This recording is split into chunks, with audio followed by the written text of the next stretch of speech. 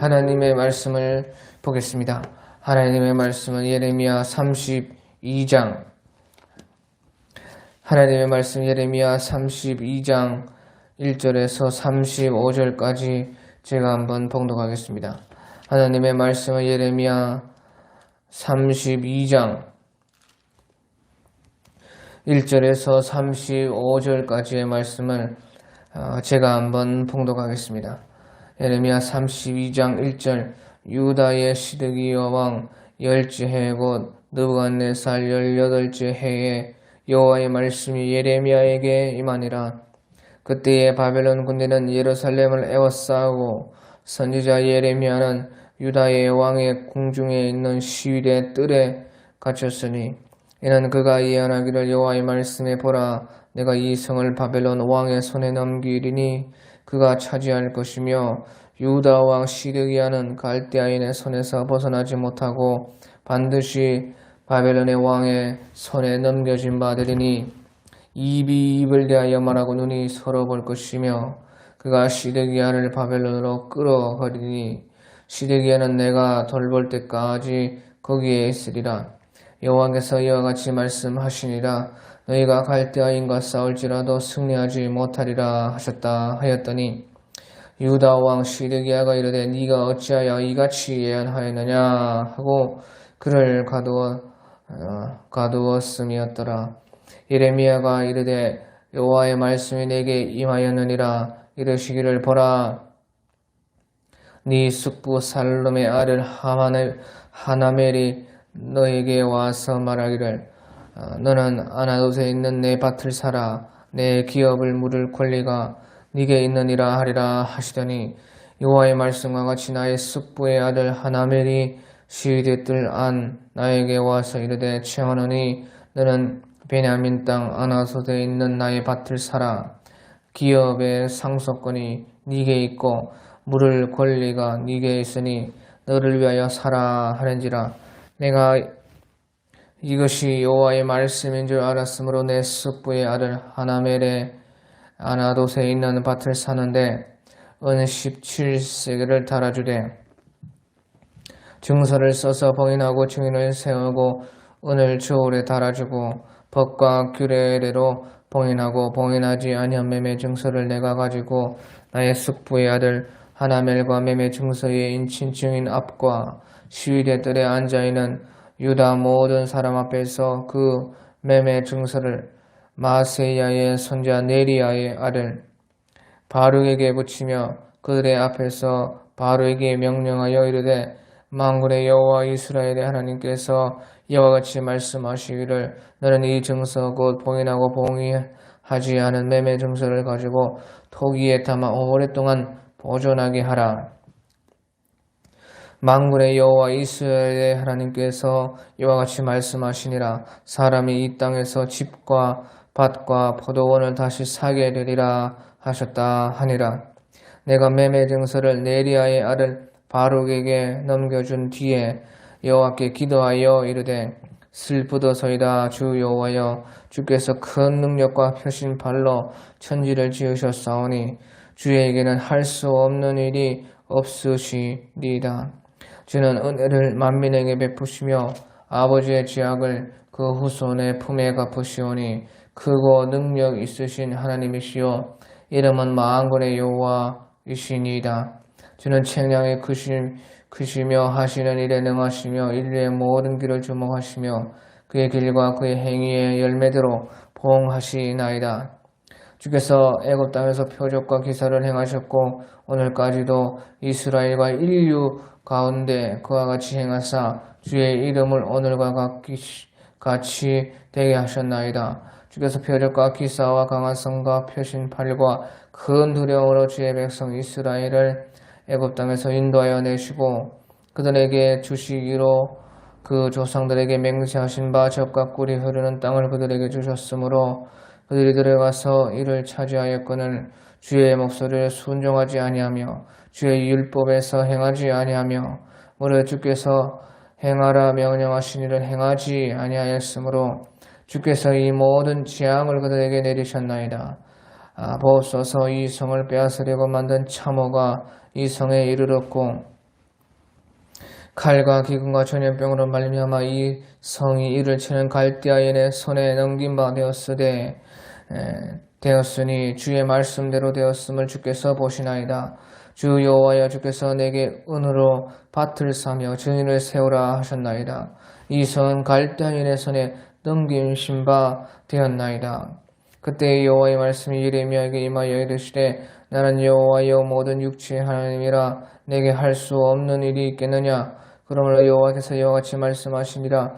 보라 내가 이 성을 갈대아인의 손과 바벨론의 느부갓네살 왕의 손에 넘길 것인즉 그가 차지할 것이라. 이 성을 치는 갈대아인이 와서 이 성읍에 불을 놓아 성과 집 곧 그 지붕에서 바알에게 분향하며 다른 신들에게 전제를 드려 나를 경노하게 한 집들을 사르리니 이는 이스라엘 자손과 유다 자손이 예로부터 내 눈앞에 악을 행하였을 뿐이라. 이스라엘 자손은 그의 손으로 만든 것을 가지고 나를 경노하게 한 것뿐이니라. 여호와의 말씀이니라.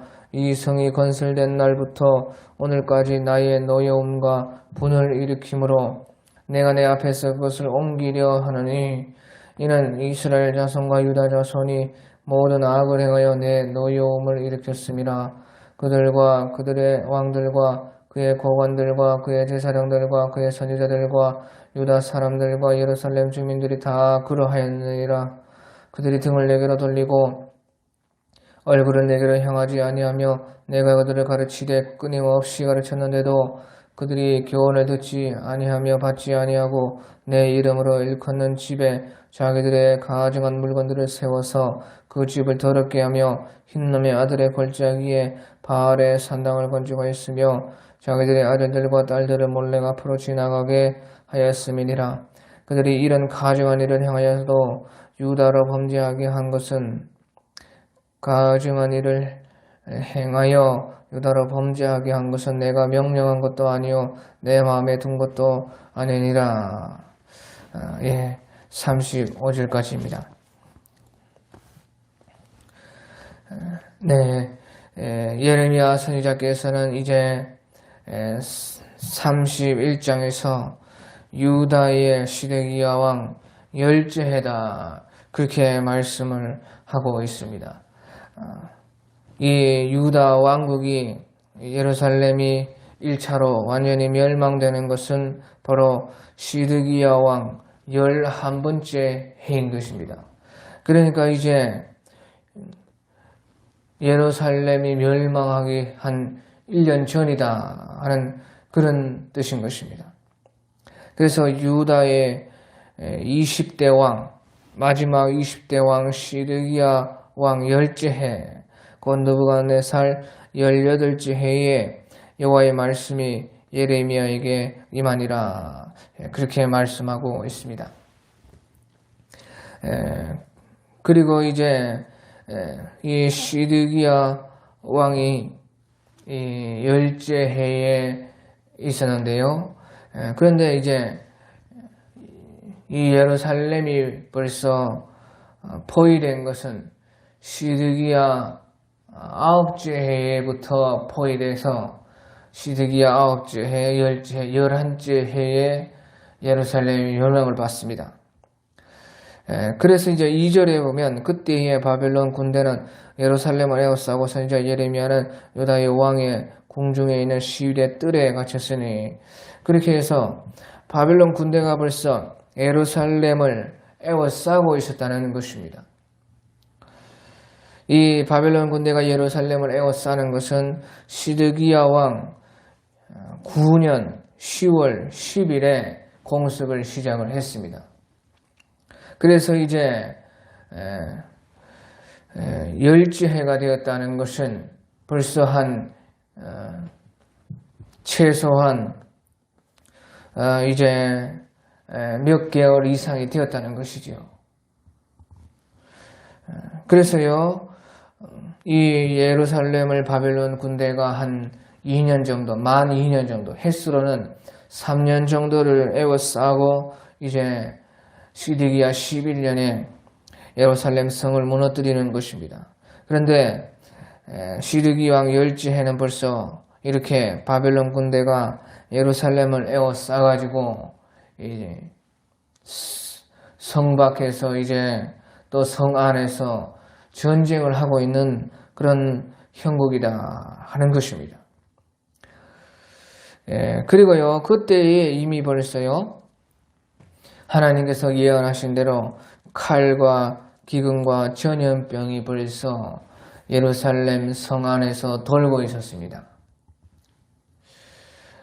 그래서 오늘 이제 24절에 보면 보옵소서 이 성을 빼앗으려고 만든 참호가 이 성에 이르렀고 칼과 기근과 전염병으로 말미암아 이 성이 이를 치는 갈대아이의 손에 넘긴 바 되었으니 주의 말씀대로 되었음을 주께서 보시나이다 하면서 예레미야 선지자께서 하나님께 기도하고 있습니다. 또 이제 36절에 봐도요. 그러나 이스라엘의 하나님 여호와께서 너희가 말하는 바 칼과 기근과 전염병으로 말미암아 바벨론 왕의 손에 넘긴 바 되었다 하는 이 성에 대하여 이와 같이 말씀하시니라 해서요. 백성들 사이에서도 이제 술렁술렁 거리기를 칼과 기근과 전염병으로 이제 결국에는 조금 있으면 바벨론 왕의 손에 우리가 다 넘겨지리라 하는 그런 흉흉한 소문이 돌고 있었다 하는 것입니다. 그래서요, 그런 이제 긴박한 상황이고 언제 예루살렘 성이 멸망되고 바벨론에 의해 가지고 다 넘어갈지 모르는 그런 상황에 이 시드기야 왕이 선지자 예레미야를 유다의 왕의 그 궁중에 있는 시대 뜰에, 감옥은 아니고요, 시대 뜰에 가두어 두었다. 그래서 활동은 좀 자유롭게 할 수 있지만 어디 나가지 못하게 그 왕궁의 궁중의 시대 뜰에 가두어 두었습니다. 그 이유는요, 이제 3절에서 5절에 나오는데요. 바로 시드기야 왕이 예레미야 선지자를 가두어둔 것은 이는 그가 예언하기를 여호와의 말씀에 보라 내가 이 성을 바벨론 왕의 손에 넘기리니 그가 차지할 것이며 유다 왕 시드기야는 갈대아인의 손에서 벗어나지 못하고 반드시 바벨론 왕의 손에 넘겨진 바 되리니 입을 대하여 말하고 눈이 서로 볼 것이며 그가 시드기야를 바벨론으로 끌어가리니 시드기야는 내가 돌볼 때까지 거기 있으리라. 여호와께서 이와 같이 말씀하시니라. 너희가 갈대아인과 싸울지라도 승리하지 못하리라 하셨다 하였더니 유다 왕 시드기야가 이르되 네가 어찌하여 이같이 예언하였느냐 하고 그를 가두어 두었음이더라. 그렇게 해서 예레미야 선지자를 시드기야가 가두었다 하는 것입니다.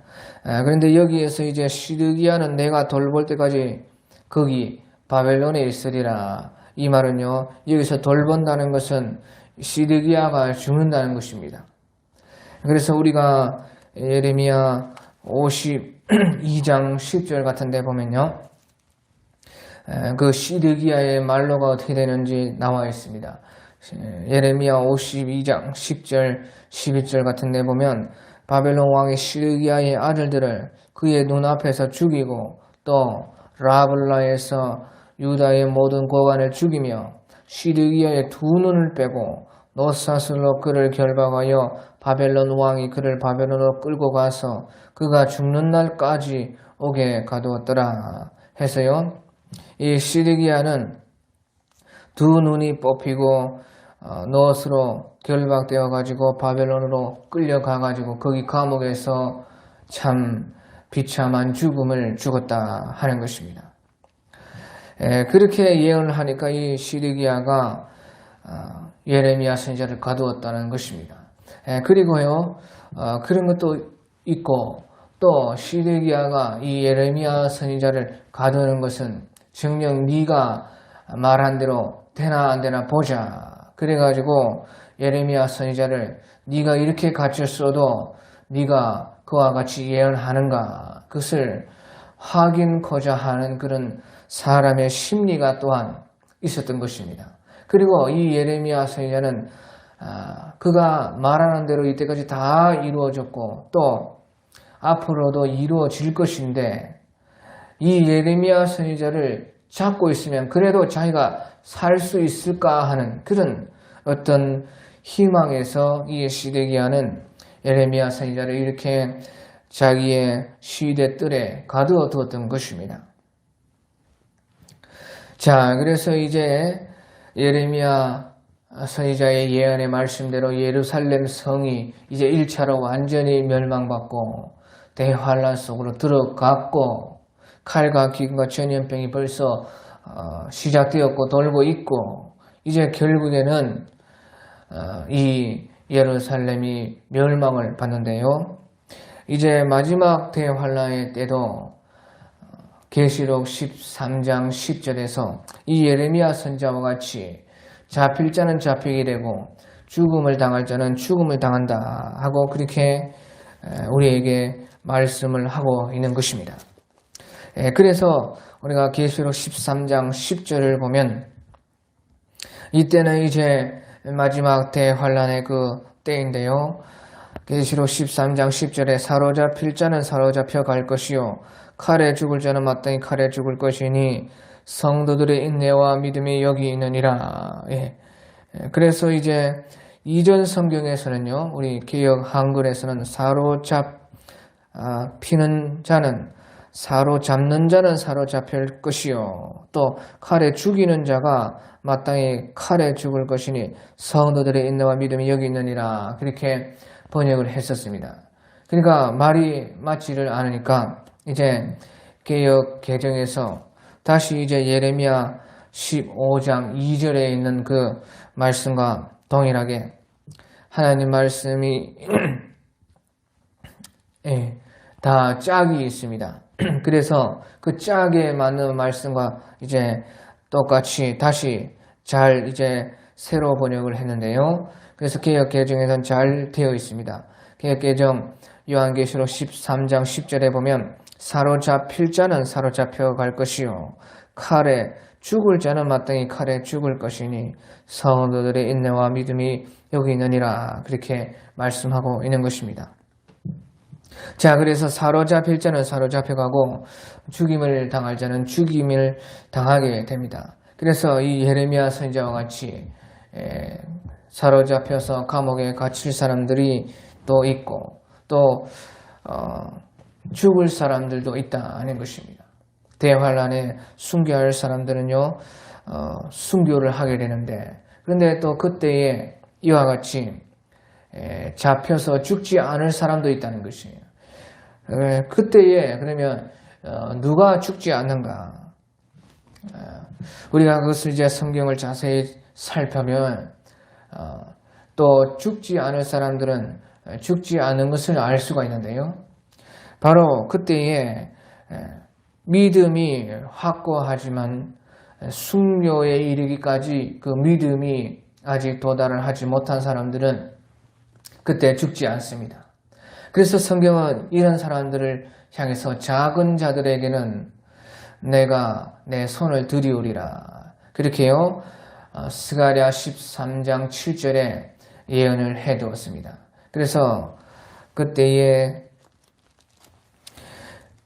가라 깨어서 내 목자 내 짝된 자를 치라. 목자를 치면 양이 흩어지려니와 작은 자들 위에는 내가 내 손을 들이우리라. 그렇게 말씀을 해서 그때에 칼로 말미암아서 순교할 사람들은 바로 침을 받아가지고 순교하지만 그 양들이 이제 흩어지는데 그때의 작은 자들, 다시 말하면 죽지 않을 자들, 아직 순교에 이르기까지 그 믿음이 차지 못한 사람들은 특별히 그때의 믿음이 확고하지만 순교할 수는 없기 때문에 내가 내 손을 들이우리라 말씀하셔서 하나님께서 특별히 보호를 해 주시겠다 그렇게 말씀을 했습니다. 그래서 이제 그런 사람들은요 요엘서 2장 32절에 나오는 말씀과 같이 그때에 남은 자가 되고 또 구원받는 사람들이 되어지는 것입니다. 그리고 이제 그 사람들은요, 예수님께서 재림하시고 이제 첫째 부활이 있는데요. 첫째 부활에 참여하는 사람들은 오직 하나님의 말씀과 또 하나님을 믿는 예수님을 믿는 믿음 때문에 죽임을 당한 사람들만 오직 첫째 부활에 참여하는 것입니다. 그리고 그들이 이제 천여 왕국에서 왕노릇을 하는 것입니다. 그래서요, 예수님께서 재림하고 나서 이제 천여 왕국이 시작되는데 그때의 모든 자들이 다 왕노를 하는 것이 아닙니다. 그래서 그것을 계시록 20장에 잘 나와 있는데요. 그래서 천년 왕국이 천년 동안 실행될 때에 왕노릇 하는 사람은 오직 순교에서 또 첫째 부활에 참여한 사람들만 왕노릇을 하게 됩니다. 그러면 그때에 요엘서 2장 32절에 남은 자 중에서 여호와의 부름을 받을 자가 있을 것이라. 또 누구든지 여호와의 이름을 부르는 자는 구원을 얻으리라. 예수님의 이름을 부르는 자는 다 그때에 예수님의 재림을 보면서 그때에 회개하고 주님께로 돌아오는 사람도 있을 것이라는 것입니다. 유대인들 중에서도 있고 이방인들 중에서도 그때 예수님이 재림하시는 것을 보고 나서 회개하고 돌아오는 사람도 있다는 것입니다. 그리고 이와 같이요, 그때의 대환란에서 순교에 이르는 믿음은 없기 때문에 하나님의 보호를 받아서 그때에 죽지 않고 예수님의 재림을 보는 사람들도 또 있습니다. 그래서 그런 사람들은 그러면 어떻게 되느냐? 천여왕국 기간에 다 왕노릇을 하지 못한다는 것이에요. 그런 사람들은 바로 이제 우리가 요한계시록 20장 9절에 보면 그때에 천여왕국이 끝나고 나서 마귀가 잠깐 놓이는데 그때에 그들이 천하 만국에 또 많은 사람들을 미혹을 해서 끌고 와가지고 다시 이제 예수님을 향해서 예루살렘을 향해서 공격을 하러 온다 하는 것이에요. 그때에 이제 계시록 20장 9절에 성도들의 진과 사랑하시는 성을 둘렀다 그런 말을 하고 있는 것입니다. 성도들의 진과 사랑하시는 성을 둘렀다. 그렇게 말씀을 해서요, 이 성도들의 진이 있고 또 사랑하시는 성이 나오게 되는 것입니다. 그래서요, 여기에서 이제 계시록 20장 9절에서 성도들의 진과 이 사랑하시는 성을요, 우리가 좀 분리해 볼 필요가 있습니다. 분리해서. 그래서 성도들의 진이라는 것은요, 바로 그때에 예수님이 재림하시고 나서 이제 믿은 사람들이나 또는 순교하지 않고 하나님의 보호하심 가운데 사는 사람들이나 그런 사람들은 바로 이제 이 성도들의 진에 속한다 우리가 볼 수가 있는 것입니다.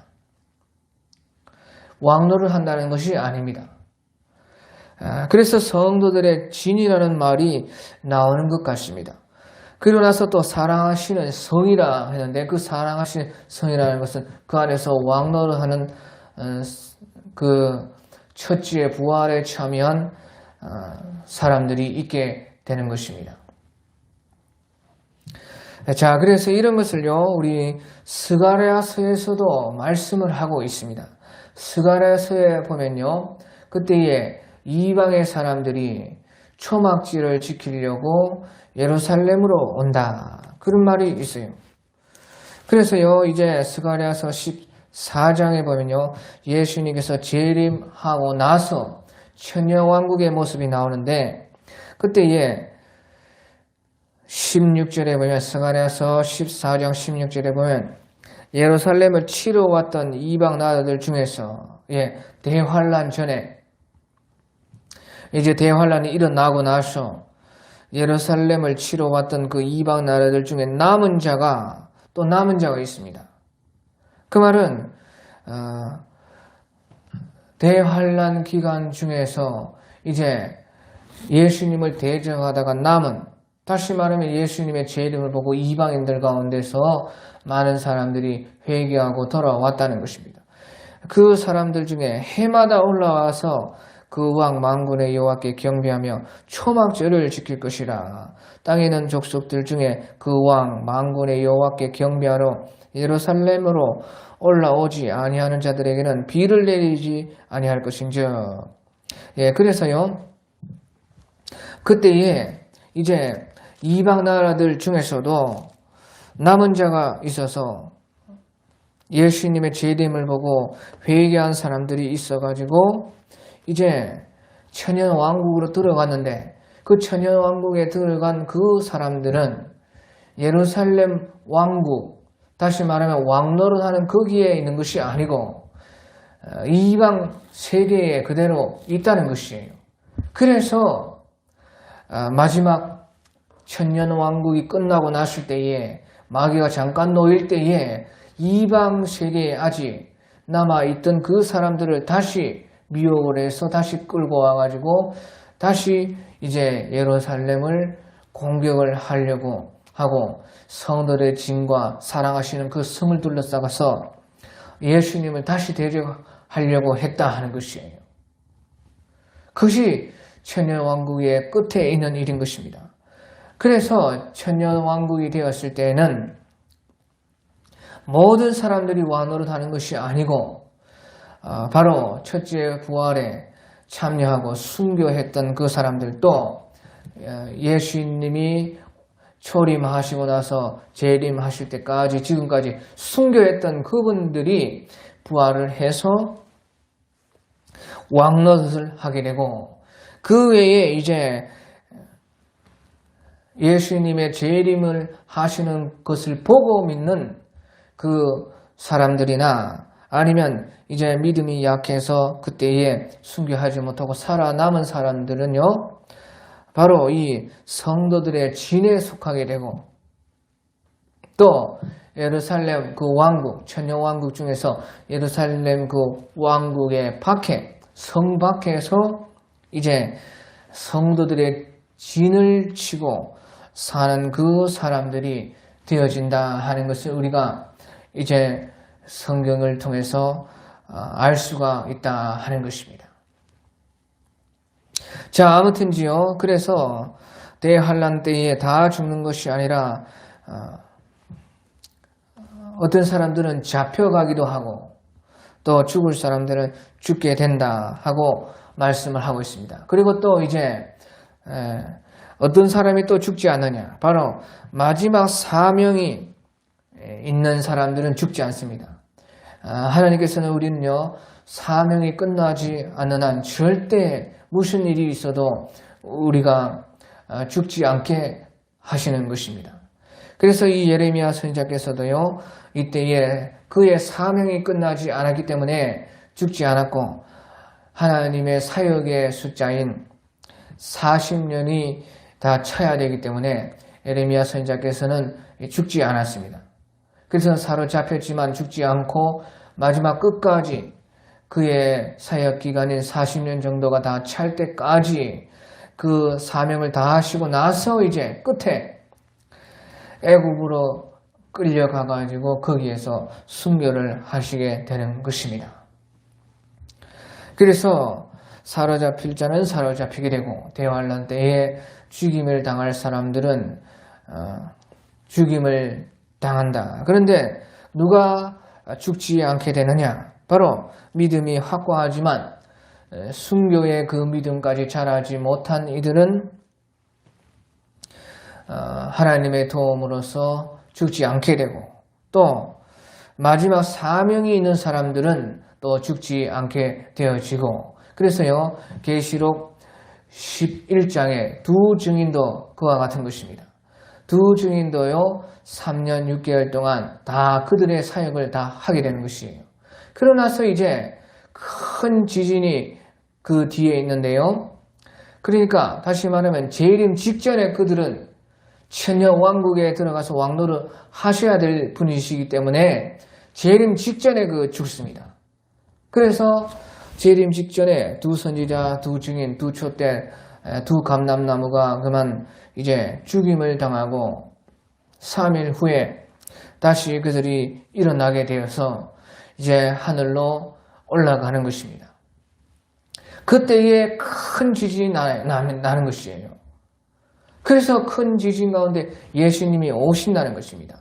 요한계시록에서요, 큰 지진이 일어나고 성이 무너지는 것은 바로 예수님의 재림을 말을 하고 있습니다. 그래서 6째 인이 떨어졌을 때 요한계시록 6장에서 예수님 재림이 있고, 그 다음에 요한계시록 14장에서 또 구름 위에 앉으신 예수님의 재림의 모습이 있고, 또 이제 요한계시록 11장에서 이 두 증인이 죽고 나서 부활할 때에 큰 지진이 있어요. 그것은 예수님 재림의 지진입니다. 그래서 성 10분의 1이 무너지고 7천인이 그때에 죽었고, 그때에 그 사람들이 그 광경을 보면서 하나님께 영광을 돌리더라. 그것은 아직 회개는 아니지만 이제 후회하는 것입니다. 마치 예수님께서 십자가에 못 박히시고 나서 숨지셨을 때에, 아직 부활하기 전에 숨지셨을 때에 그때 로마 병사가 한 명이 이런 정령 의인이었도다 하면서 예수님이 참 의인된 것을 고백하는 것과 같이 그때에 두 증인이 죽고 3일 반 만에 그들이 살아나는 것을 보고 나서 큰 지진이 있어서 예루살렘 성 10분의 1이 무너지고 7천인이 죽고, 그때에 바벨론은 완전히 세 갈래로 쪼개져서 완전히 멸망을 당한다, 그렇게 했어요. 그때에 사람들이 영광을 돌리더라 했다는 것이. 그러고 나서 이제 재림이 있는 것입니다. 재림이 있었을 때 그들은 이제 유대인들은 특별히 그 찌른 그 예수님을 보고 독자가 죽었을 때에 애통하듯이, 장자가 죽었을 때에 통곡하듯이 통곡하면서 이제 스가랴 12장에 은총과 강구하는 심령이 열리면서, 또 스가랴 13장에 죄와 더러움을 씻는 샘이 열리면서 그때에 다윗의 족속과 예루살렘 주민에게 구원이 있을 것이라 하고 성경이 분명히 그렇게 예언되어 있는 것입니다. 그래서요, 그렇게 사명이 있는 사람들은 죽지 않고, 이제 예레미야 선지자께서도 죽지 않고 마지막에 이제 애굽에 끌려가서 순교를 당하셨던 것입니다. 그래서 이제 이 1차 예루살렘 멸망의 때와 3차 예루살렘 멸망의 때가 거의 차이가 없이, 그 내용이 규모는 좀 다르지만 마지막 대환란 때는 규모가 전 세계 온 우주에 있는 것이고, 이제 그것이 끝의 환란이 되는 것이지요. 그렇기 때문에 이제 규모만 다르고 하나님께서는 우리를 이와 같이 다 준비하고 예비하고 그 끝의 상황을 다 알 수 있게끔 이렇게 작은 것을 통해 다 예언을 해 주셨다 하는 것입니다. 그래서요, 예레미야 선지자께서 그 시드기야 왕의 시대 뜰에 갇혀 있는데 하나님이 예언하시기를요, 그때에 말씀하시기를 네 삼촌의 아들 숙부의 그 아들 하나멜이라는 그 조카가 아니고 이제 사촌이 올 텐데 그가 너에게 아나돗은 이제 예레미야 선지자의 고향입니다. 네 고향 아나돗에 있는 그 밭을 사라고 할 것이다. 그때에 그 밭을 사고 사람들 앞에서 하나님의 말씀을 예언해라 하면서 하나님의 계시를 받았습니다. 그러니까 아니나 다를까 정말로 숙부 살룸의 그 아들 하나멜이 시일의 뜰에까지 찾아와가지고 밭을 사라는 것이, 지금 보시죠. 예루살렘 성이 바벨론에게 포위가 되어가지고 벌써 몇 개월이 지나가지고 있고, 이제 거의 칼과 기근과 전염병을 돌아가지고 이 예루살렘이 바벨론의 손으로 넘어가려고 하는 판이에요.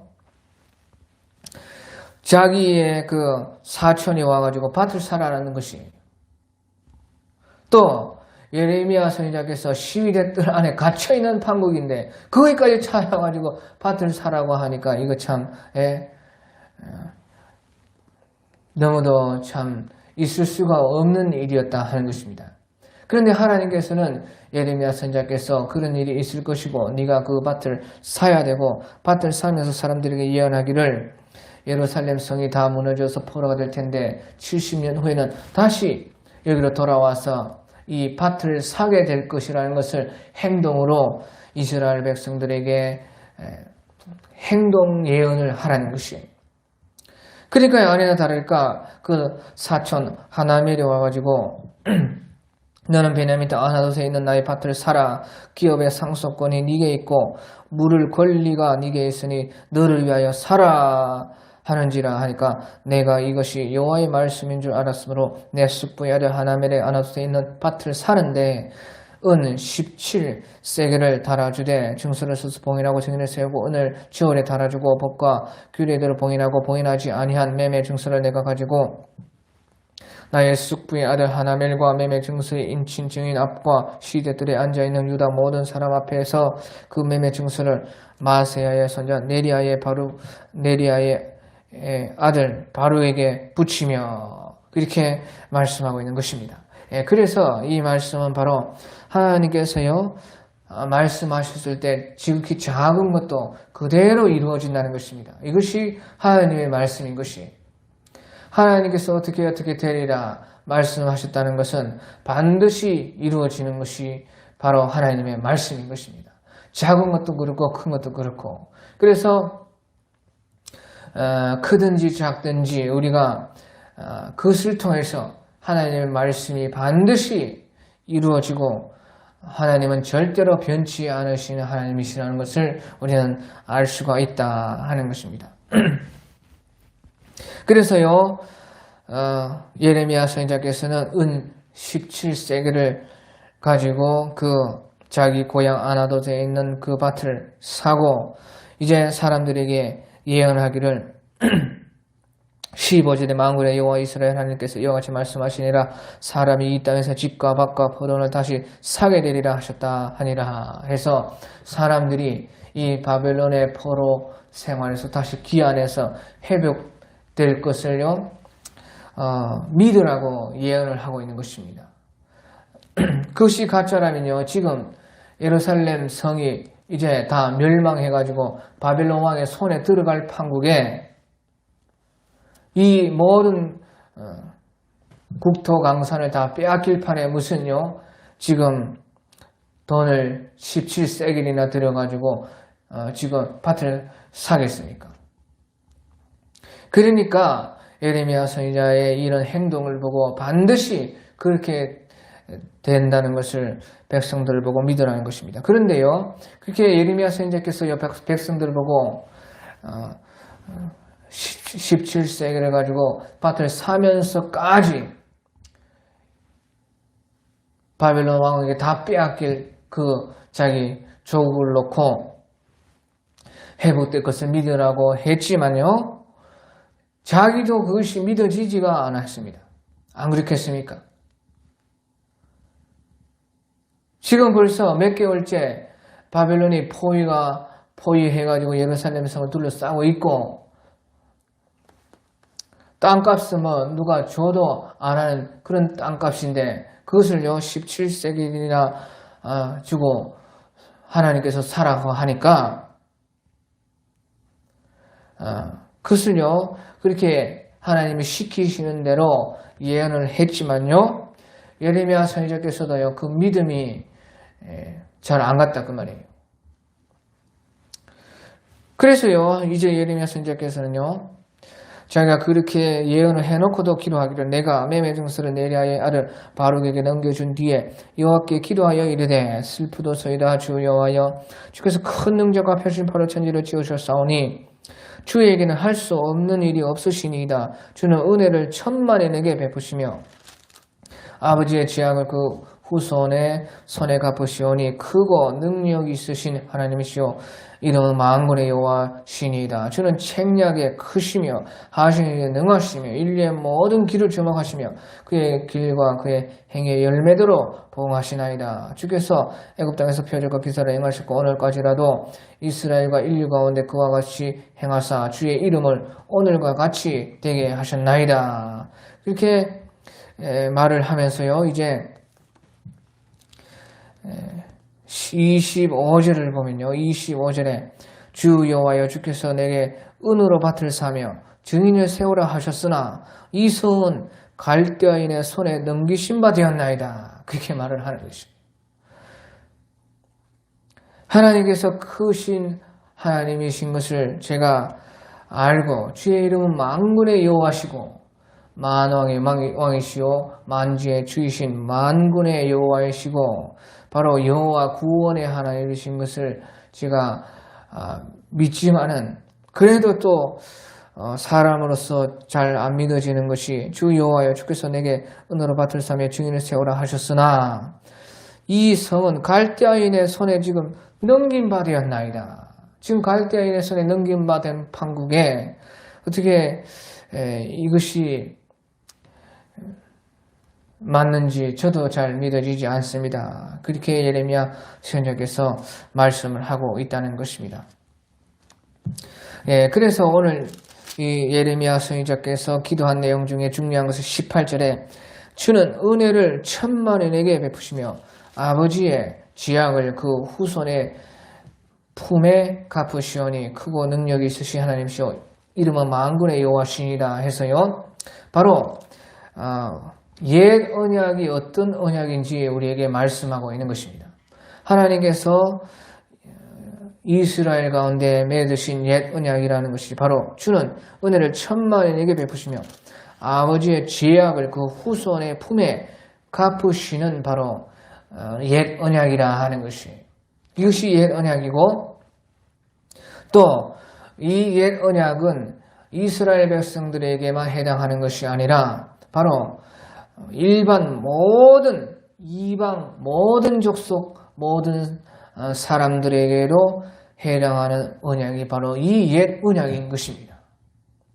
이스라엘 가운데는 출애굽을 하시고 출애굽 가운데 하나님의 특별한 율법을 주셔서 더 특별하게 세계 만국 중에 더 뛰어난 민족이 될 수 있는 그 언약을 체결을 하셨습니다. 그렇게 이스라엘은 더 특별하지만요. 그와 같이요. 이방 세계에도 똑같이 원리는 똑같다는 것이 하나님께서 대우하시는 것은 하나님께서는 천만이 내게 그 은혜와 사랑을 베푸시고 그 아버지의 지약을 그 후손의 품에 갚으시는 그런 언약을요. 이스라엘뿐만 아니라 이방 세계도 똑같이 그렇게 하셨다는 것이에요. 그래서 19절에 주는 책략에 크시며 하시는 일에 능하시며 인류 이스라엘 백성뿐만 아니라 인류의 모든 길을 주목하시며 그의 길과 그의 행위대로 그 열매대로 보응하시나이다. 그렇게 말씀하시면서 주께서 애굽 땅에서 표적과 기사를 행하시고 오늘까지도 이스라엘과 인류 가운데 그와 같이 행하사 주의 이름은 오늘과 같이 되게 하셨나이다. 그렇게 해서요. 이스라엘 가운데는 더욱더 특별한 출애굽을 통해서 표적과 기사를 행하시고 모세를 통해서 율법을 주심으로 더 특별한 이스라엘과의 언약을 맺으셨지만요. 그 원리가 인류 가운데 그와 같이 행했다는 것이에요. 이것이 옛 언약입니다. 그래서 그 길과 그의 행위의 열매대로 보응해 주시는 다시 말하면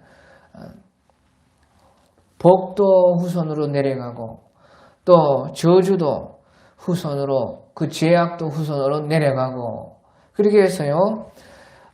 그 행한 대로 이루어지는 것이 바로 옛 언약인 것이에요. 그것이 이스라엘이나 이방인에게나 똑같고 지금도 새 언약 속에 들어오지 않은 저 이방 나라에는 똑같은 것이에요. 이방 세계, 예수님을 믿지 않는 영적으로 새 언약으로 들어오지 못한 모든 이들이 바로 지금 이와 같은 옛 언약 속에 있다는 것을 우리는 알 수가 있다 하는 것입니다. 자, 그래서요, 이제 하나님께서는 그 예레미야 선지자께서 기도하신 내용에 대해서 이제 대답하는 것이 26장 26절 27절입니다. 그때 여호와의 말씀이 예레미야에게 임하여 이르시되 나는 여호와여 모든 육체의 하나님이라 내게 할 수 없는 일이 있겠느냐. 그러므로 여호와께서 이와 같이 말씀하시니 보라 내가 이 성을 갈대아인의 손과 바벨론의 느부갓네살 왕의 손에 넘길 것인즉 그가 차지할 것이라. 하지만요 이제 그가 차지하고 나서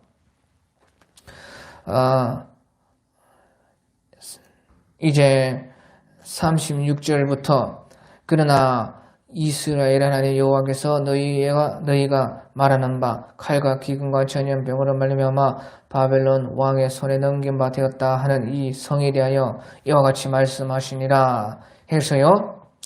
이 성이 결국은 하나님께서 말씀하신 대로 바벨론의 느부갓네살 왕의 손에 넘겨갈 것이지만 그러나 이제 37절에 보라 내가 노여움과 분함과 큰 분노로 그들을 쫓아보내었던 모든 지방에서 그들을 모아들여 이곳으로 돌아오게 하여 안전히 살게 할 것이라 하면서 하나님께서는 반드시 이 이스라엘을 회복시켜 주신다 하는 것입니다. 그래서요 이제 36절부터 오늘 44절까지 32장 36절부터 44절까지는 다시 하나님께서 이스라엘의 회복을 말씀하고 있는 것입니다. 그래서 예레미야 30장, 31장, 32장, 33장에서는요 주로 이 이스라엘이 통일되어서 완전하게 다시 회복될 것을 말씀하고 있는 것입니다. 그래서 그 말씀대로 70년 후에는 이스라엘 백성들이 다시 완전하게 이제 회복이 됩니다. 그런데요, 이 회복의 말씀과 같이 완전히 똑같이 그렇게 회복은 안 되는 것입니다. 그래서 바로 이 회복에 대한 말씀은 이스라엘 백성들이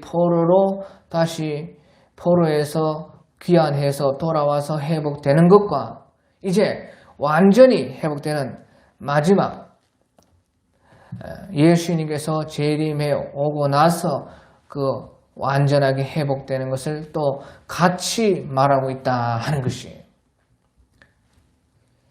그래서요 이제 이스라엘이 완전히 회복되는 것은 예수님께서 재림하시고 완전히 회복되는 것입니다. 그래서 그들을 모아들여 이곳으로 돌아오게 하여 안전히 살게 할 것이라. 또 그들은 내 백성이 됐고 나는 그들의 하나님이 될 것이며 내가 그들에게 한 마음과 한 길을 주어 자기들과 자기 후손의 복을 위하여 항상 나를 경외하게 하고 내가 그들에게 복을 주기 위하여 그들을 떠나지 아니하리라 하는 영원한 언약을 그들에게 세우고 나를 경외함을 그들의 마음에 두어 나를 떠나지 않게 하고 내가 기쁨으로 그들에게 복을 주되 분명히 나의 마음과 정성을 다하여 그들을 이 땅에 심으리라. 그렇게 말씀하셔서 이제 새 언약에 대해서 하나님께서는 말씀을 하고 계시는 것입니다.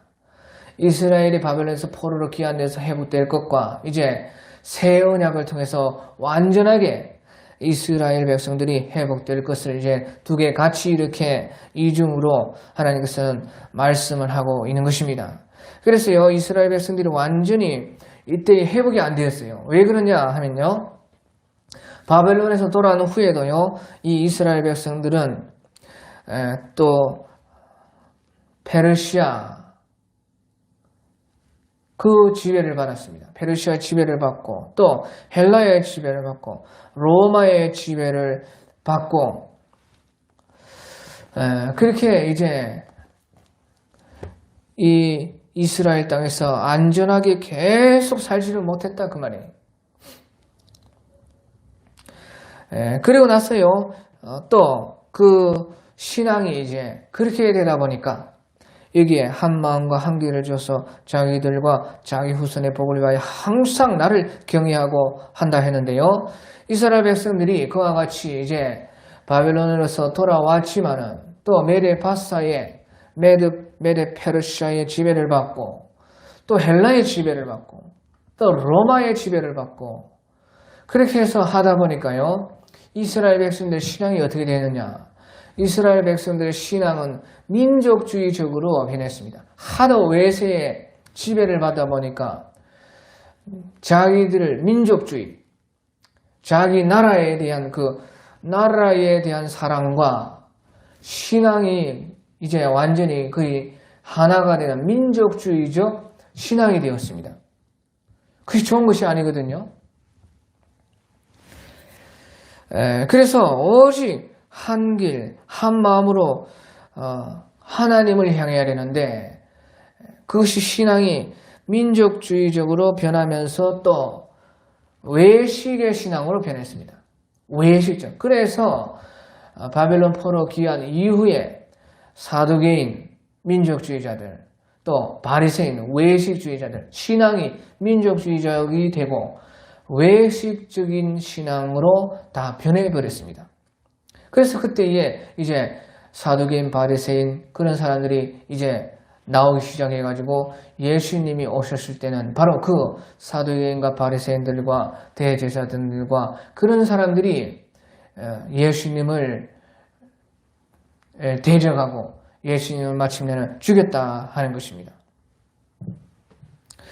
그래서요 이스라엘 백성들이 완전하게 하나님 앞에 이 말씀과 같이 그들은 내 백성이 되고 나는 그들의 하나님이 될 것이며 내가 그들에게 한 마음과 한 귀를 주어서 자기들과 자기 후손의 복을 위하여 항상 나를 경외하고 하고 내가 그들에게 복을 주기 위하여 그들을 떠나지 아니하리라. 나는 영원한 그들에게 언약을 그들에게 세우고 나를 경외함을 그들의 마음에 두어 나를 떠나지 않게 하고 내가 기쁨으로 그들에게 복을 주되 분명히 나의 마음과 정성을 다하여 그들을 이 땅에 심으리라. 심겨지지도 않았습니다. 왜? 또 2차로 예루살렘이 로마에 의해서 멸망이 돼가지고 그 땅에서 뽑혀나가가지고 지금 그 2000년 동안이나 2천만 명이 지금 흩어져 있고 겨우 1948년에 이제 나라를 되찾았고 아직도 하지만 성전터와 성전은 다시 회복하지 못하고 지금 저렇게 있는 것입니다. 그래서 이 말씀대로 다 되지 않았다는 것이. 그래서 이 말씀은 마지막 때에 예수님께서 재림하실 때에 재림하시고 나서 완전히 이루어 주시는 말씀이다 했어요. 그래서 영원한 언약이 완전히 되는 것은 바로 예수님이 재림하실 때인 것입니다. 하나님께서는요 바로 이와 같이 이렇게 이스라엘을 완전히 회복하기 위해서 마침내 하나님께서는 우리 예수님을 보내주셨던 것입니다.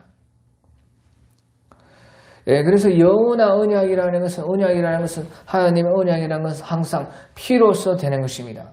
이스라엘 백성들이 옛 언약을 맺을 때에도 출애굽을 통해서 어린 양의 피로 또 할례의 피로 그 언약을 맺었고 언약 속으로 들어왔고 또 이 영원한 언약도 마찬가지입니다. 바로 하나님께서는 이 영원한 언약을 맺기 위해서 영원한 피가 필요하기 때문에 영원하신 우리 예수님의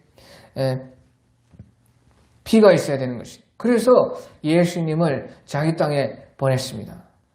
하지만 그 유대 백성들이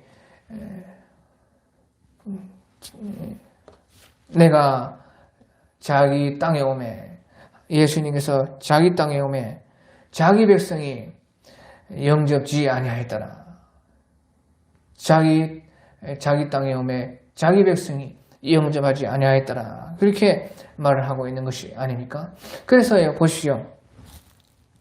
이것은 예수님이 오셔야 영원한 언약이 되고 완전한 회복이 되는데 예수님이 초림해서 예수님의 피를 가지고 이 자기 백성에게 오셨지만 자기 백성이 자기 땅에 온 그 영원한 피를 받지 않고 예수님을 오히려 대적하고 죽였기 때문에 그 피가요, 예수님의 피가 이방 세계에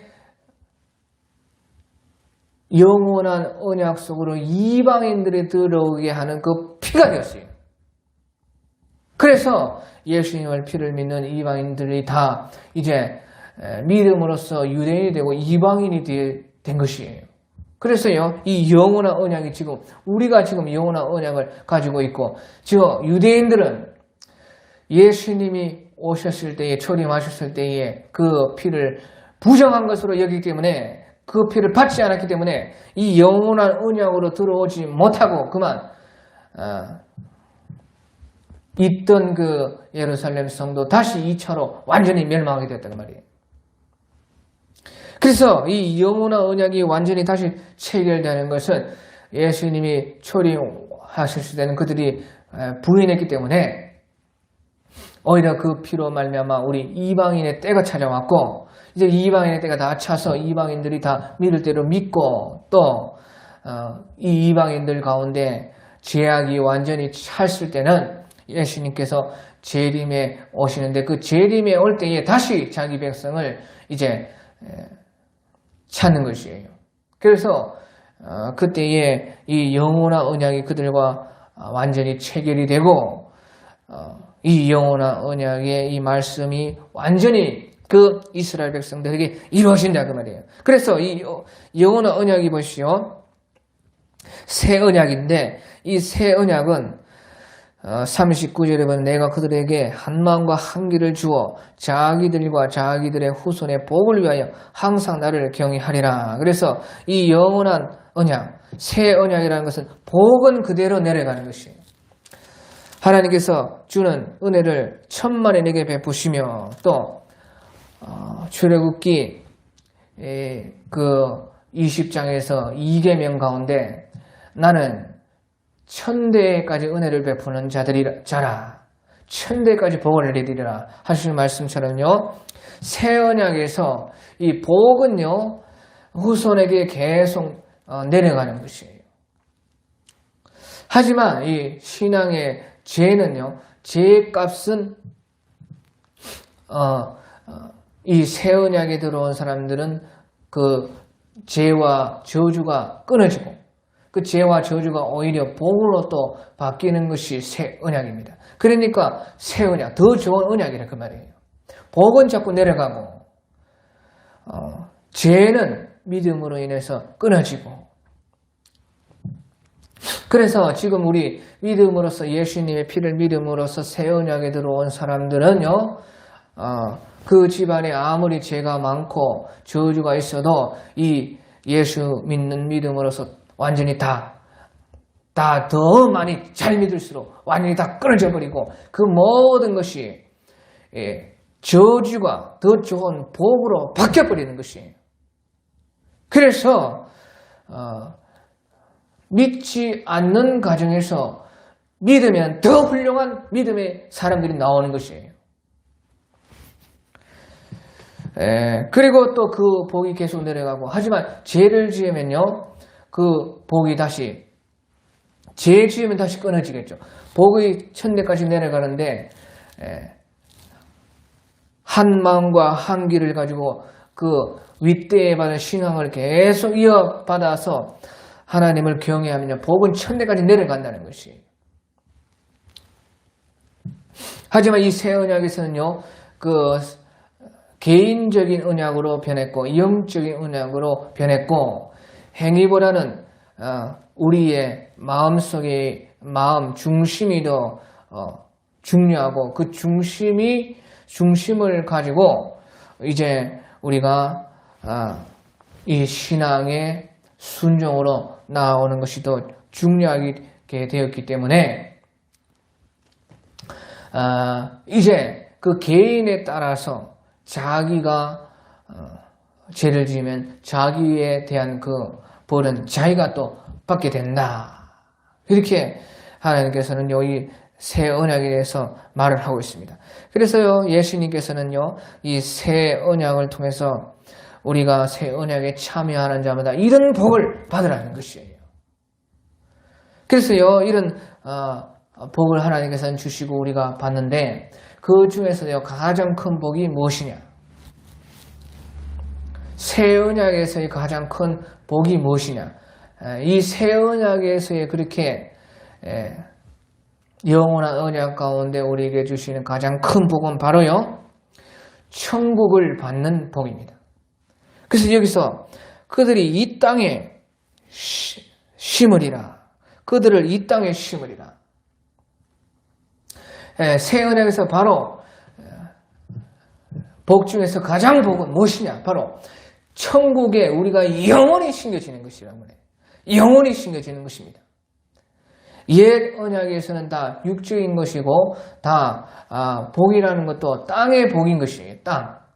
그래서 하나님께서는 적과 꿀이 흐르는 가나안 땅을 주리라. 그러면서 옛 언약을 가지고 이제 새 언약으로 이렇게 연결해서 넘어와 가지고 이제 육적인 것에서 영적인 것으로 땅의 것에서 하늘의 것으로 더 크고 놀랍고 영원한 것을 이제 바라보게끔 하나님께서는 구약 시대를 그렇게 여셨다 했거든요. 그래서 이 구약의 모든 옛 언약은 몽학 선생이고 그 몽학 선생 초보를 가르치는 선생이고 초보에서 이제 고급의 언약으로 넘어오게끔 그 발판의 역할을 해서 연결되는 것입니다. 그래서요, 여기에서는 그들을 이 땅에 심으리라 해가지고 지금 이 유다 백성들은 옛 언약에 속해 있기 때문에 지금 아직 그렇게 땅을 들어서 말했지만요, 실제적으로 이제 새 언약 속에서는요, 우리가 천국에 영원히 심겨지는 것이다 그 말이에요. 그래서 그것이 가장 우리에게 큰 복이고 우리는 그 복을 위해서 살아가는 것이에요. 그러면 이 땅에서 잘 되고 또 복을 받는 것은 무엇이냐? 그것은요, 하나님께서요, 지금 이 시대에도 이 땅에서도 복을 주시고 우리 땅에서도 또 복을 받지요.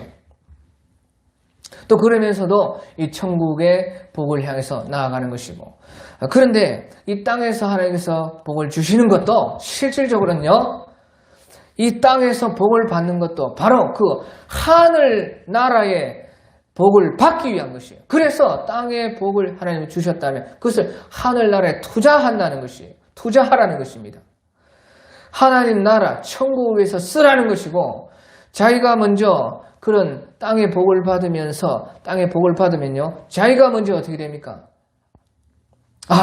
하나님이 참으로 살아계시고 하나님께서는요, 반드시 땅의 복도 주셨는데 하늘의 복도 있구나 하는 것을, 하늘의 복을 바라보라고 이제 주는 것이다 그 말이에요. 그래서 자기가 먼저 복을 받으면은 자기가 복을 받아서 참 천국에 대한 복을 더 소망하게 되고, 또 땅의 복을 자기가 받으면 옆에서 예수 믿는 사람들이 저렇게 복을 받는구나 해서 하나님의 영광을 드러내고, 그들도 복을 받기 위해서 나와서 결국에는 하늘의 복, 천국의 복을 받으라고 땅의 복을 준 것이라 그 말이에요. 이것을 너무 잘해야 됩니다. 잘 알아야 돼요. 이것을 속지 말라 그 말이에요. 속지 말라. 절대 속으면 안 돼. 그래서 땅에서 잘 되고 복 받는 것도요, 모두 다 실질적으로 이 천국, 우리가 영원히 심겨질 그 땅, 그 천국을 위해서 이 땅에 복을 주시는 것이고, 거기에 쓰라고 자기가 먼저 천국에 대해서 깨우치라고, 다른 사람이 이 땅에서 복 받는 그 예수 믿는 사람들을 보고 천국에로 오라고, 또 자기가 그 받은 모든 그 땅의 복을 가지고 천국에 투자하고 천국을 위해서 다른 사람을 구원하고 천국 데려가고 자기도 구원받고 천국으로 가서 상 받고 하는 거기에 쓰라고 준 것이라 그 말이에요. 그래서요, 하나님의 목적은 바로 거기에 있다는 것이죠. 영원한 언약, 영원한 천국, 영원한 세계, 영원히 복받는 거기에 하나님은 우리의 관심이 제일 크게 있다 하는 것이에요. 이것을 이제 우리는 영원한 언약이라, 새 언약이라, 고급 언약이라, 하늘의 언약이라, 마침내 영원한 복이라 이렇게 우리는 부르고 있습니다. 절대 속으면 안 됩니다. 절대 마지막 때 특별히. 그래서 우리가 이것을 잘 기억하고 신앙생활을 해야 됩니다. 오늘 여기까지 하겠습니다. 각자 알아서 기도하다가 자유로 돌아가겠습니다. 감사합니다.